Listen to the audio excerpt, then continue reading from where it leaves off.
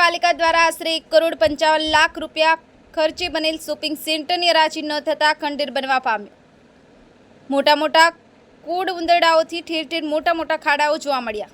આમોદ શહેરમાં 1,55,00,000 ખર્ચે તૈયાર થયેલ શોપિંગ સેન્ટરની 64 જેટલી દુકાનો આશરે 4 વર્ષથી તૈયાર હોવા છતાં ઉપયોગ ન થતાં જર્જરિત થવા લાગી છે।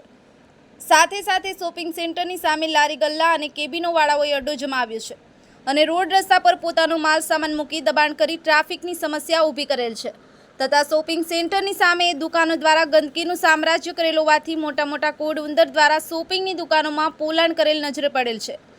જ્યારે કેટલીક દુકાનો દ્વારા શોપિંગ સેન્ટરની દુકાનોનો ઉપયોગ કરવામાં આવે છે તો શું એ ઉપયોગ નગરપાલિકાના કોઈ સદસ્યની મહેરબાનીથી કે કોઈ સ્થાનિક નેતાગીરીથી વાપરવા દેવામાં આવે છે તે નગરમાં ચર્ચાનો વિષય।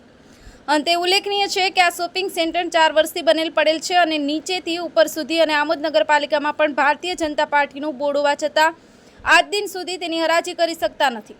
આમોદ નગરમાં ચર્ચાનો વિષય બન્યો છે।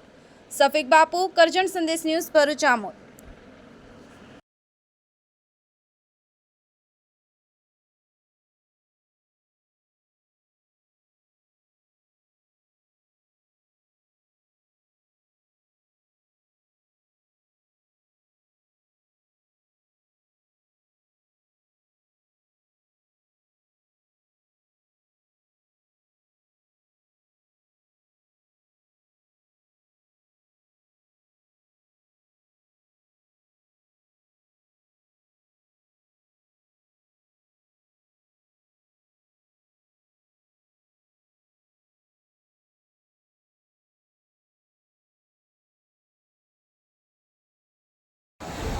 આમોદ નગરપાલિકા દ્વારા રૂપિયા 1 કરોડના ખર્ચે શોપિંગ સેન્ટર બનાવવામાં આવેલું છે।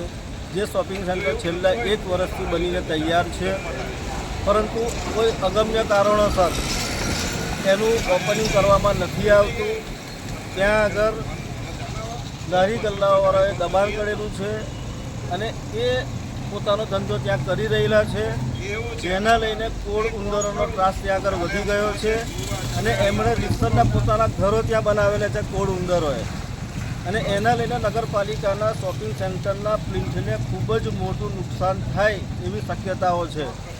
આગામી દિવસોમાં ચોમાસું માસ શરૂ થવાનું હોય અને એ હોલ જે પડી ગયેલા છે એમાં પાણી જઈ અને નગરપાલિકાના શોપિંગ સેન્ટરને ખૂબ જ મોટું નુકસાન થાય એવી શક્યતાઓ છે।